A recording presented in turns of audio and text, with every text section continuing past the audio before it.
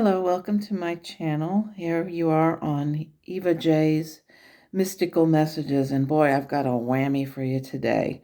I'm going to not do too much talking outside of the meditation because so much happened today during it that I have more than 10 pages of written material here. So there's quite a bit that happened, and one is something that happened regarding my past, which is really kind of amazing. But I'm going to go ahead and get started, and then afterwards I might say a few words about it, but I'm just going to keep that short probably. Here we are on day 14. It's February 12th, 2025. I said, every day I come here not knowing what to expect. It is rather like a child anticipation of a birthday or Christmas. What gifts will I unwrap today?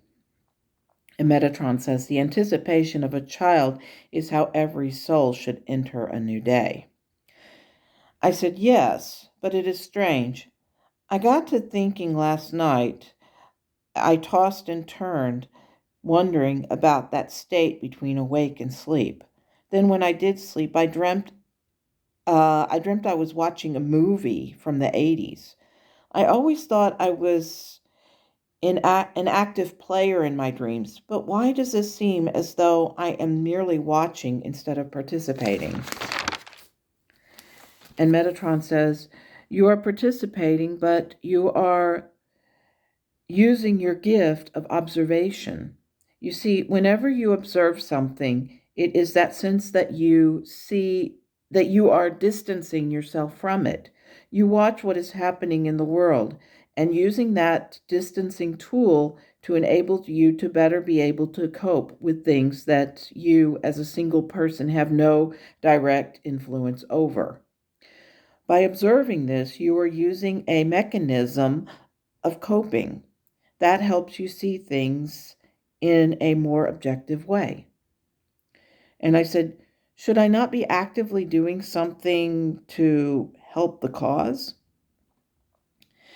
And Nigel comes in and says, you are love. You are doing these meditations by allowing yourself to find peace in the midst of chaos.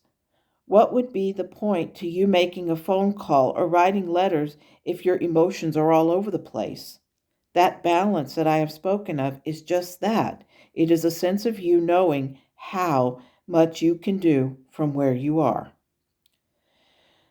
Is that why I haven't been taking part in seminars or things that of that nature?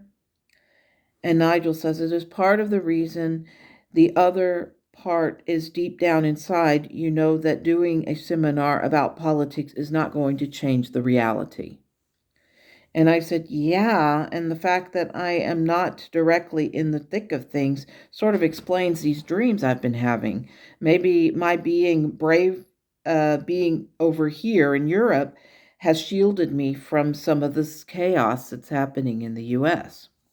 And Nigel says it has. You have taken to heart the words that you have been told in that regard. Oh, you mean why should you have an opinion about this? You aren't even here in the U.S.?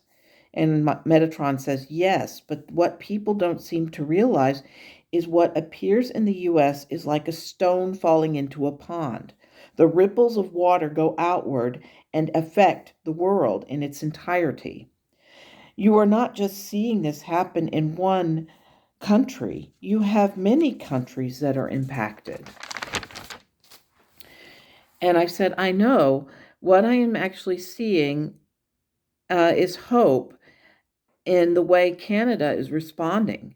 The people are angry, and rightfully so, but they are putting their energies into how they shop and where they go on holiday. It is really a clever way to counter the negative with something positive and beneficial. And Sunshine says, it's better than getting mad. And I said, hi, Sunshine. I was wondering when you were going to show up. And she says, oh, you know how it is. I said, Nigel never lets you get a word in edgewise. I know. And she giggles and she says, yep. And I said, I'm glad you're here. She says, I am always here. And Nigel says, "Indeed you are, love." And she says, "Are you trying to butter me up?" And Nigel says, "Of course not. I just happen to know you are always here." And I said, "Okay, you guys, what were we talking about?" And Nigel says, "We were discussing how wise the people of Canada are in their response to a bully. The truth is, on a smaller scale, um, million, um, I can't, bullies can be dealt with in this similar manner." Can't hardly read my handwriting here. "Do you remember your high school reunion?" "Yes, I remember that," I said. And Nigel says, "Tell me what happened." I said, "Well, I had just returned from Germany. I had spent my first Christmas there, or here, and had announced our engagement. I had so many great experiences to share and was simply going there as a way to get out of the house. So I got there, and I remember this one person. I don't think I will ever forget this. At any rate, this woman who used to bully me relentlessly in gym class, she would kick me, and when and it would hurt. When I turned around to confront her about it and get her to stop, the coach would get on to me, telling me to stop talking. It was like every time I tried to defend myself from bullies, I would be the one getting into trouble. I got so tired of it and grew to seriously resent the teachers who seemed to ignore that the bullying was taking place. So, anyway, this girl that bullied me mercilessly showed up at the reunion and wanted to talk to me. I didn't know why, but she did. So I decided to milk this for all it was worth. And Sunshine says, "Good girl." And I said, "I started talking about having gone to Russia to study. Then I was engaged to be married and had returned from spending Christmas in Germany." I laid it on pretty thick. And Nigel says, "It felt good, did it not?" I said, "Oh, yes, it did."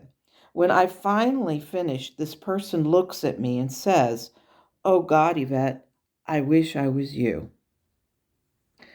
And Metatron says, "Any idea why they said that?" I said, "None. I just bit down on my lip before finishing my drink, excusing myself to the ladies' room. Inside one of the stalls, I just started to laugh like a ninny. It wasn't the nicest reaction, but it was like getting even without even trying to get even. Does that make sense?"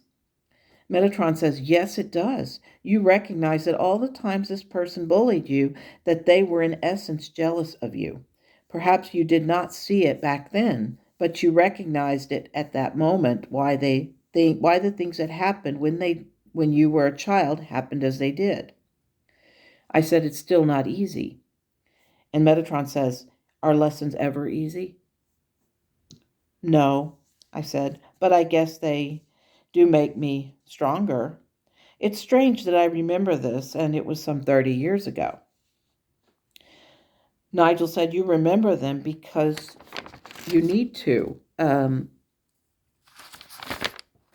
You need to. The person that hurt you and had her own lessons to learn, and perhaps in acknowledging you in the way that she did, it was her way of apologizing for the way she treated you. There was another instance where you became a teacher. It was when you were a bit older. You had gotten interested in Russia and was excited about a world history class." I said, "Yeah, the teacher clearly didn't like me. I heard that before he had become a teacher, he had been a prison guard. There was that one day before we had taken a pop quiz. I remember that I sneezed, and my friend that was seating to the left of me said, 'Gesundheit.' I said, 'Thank you.' And then the teacher starts yelling at me, threatening to flunk me because I, quote, spoke during a test and got a test. I got up and ran out of the classroom." Nigel said, "You were very upset. You were crying, and I know that this was very traumatic for you." I said, "It was one of the very few instances when I remember my family actually coming to my defense." Nigel said, "Yes, but did you know that both the bully from your gym class and this teacher are linked? And I said, how so? And Nigel said they both felt intimidated by you. Their behavior was encased in a notion that they had control and they wanted to make sure you knew it. There is a lot of that sort of thing happening in the world today. The fact that so many people are caving to a bully shows that there are very few people who have the courage and inner strength to stand up to bullies. And Sunshine says, yeah, Nigel is right. I remember how often you used humor to combat the feelings of being less than worthy. You mentioned that your family defended you, but you said that you remember a few instances when they did. I said, were there more? Sunshine says, yes, there were. But the calm way you handled them were not as they wanted. They wanted you to kick the bully and that teacher while they were down, but you refused. Instead, you took the approach that you spoke about earlier with regards to Canada. You decided to rise above it and handle it in a loving way. I'm proud of you for the way you handled that. And Nigel says, yes, and your reaction had a positive impact on both of them. And I said, well, why do people yell at others when they don't get their way? I had this happen when I was in band. Everyone thought that the band director was so great, but he got in my face on two occasions and yelled at me. And I said, as I'm writing this, I can hear the band director who transitioned a year after I graduated saying, I'm sorry, Yvette. And Nigel said, he has apologized to you. You heard him.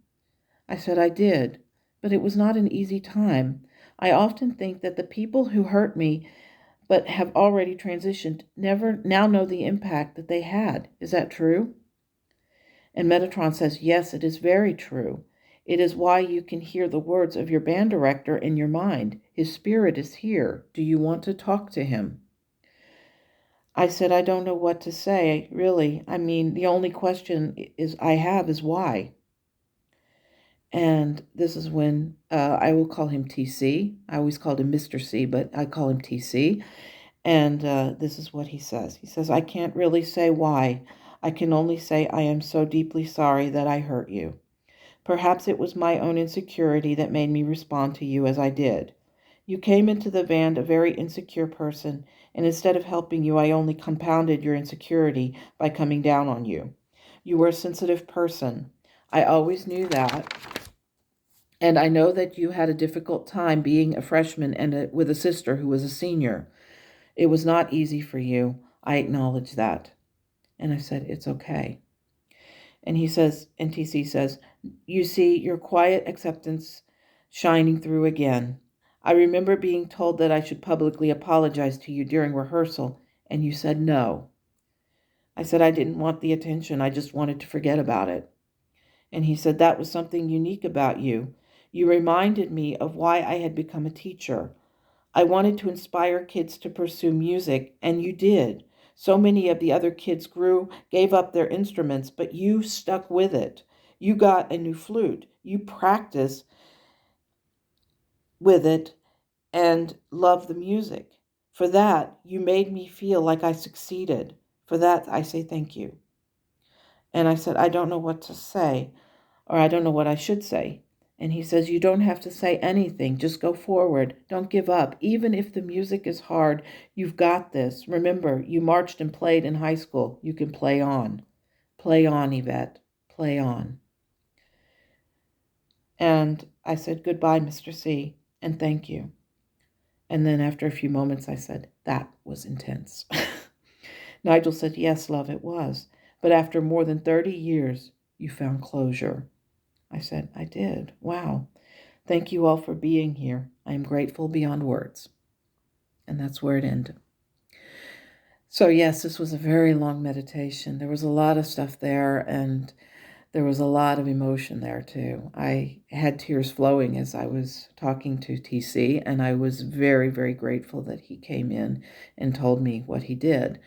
It's very strange to actually hear these words after 30 years. He passed away in 1990, I believe it was. It was a year after I had graduated from high school. So He was the band director throughout the time that I was there. And there was nothing more that could be said about it. It was just an amazing meditation. It was an amazing experience. So I thank you for being here, and I thank you for listening, and I hope you have a wonderful day. And as always, namaste.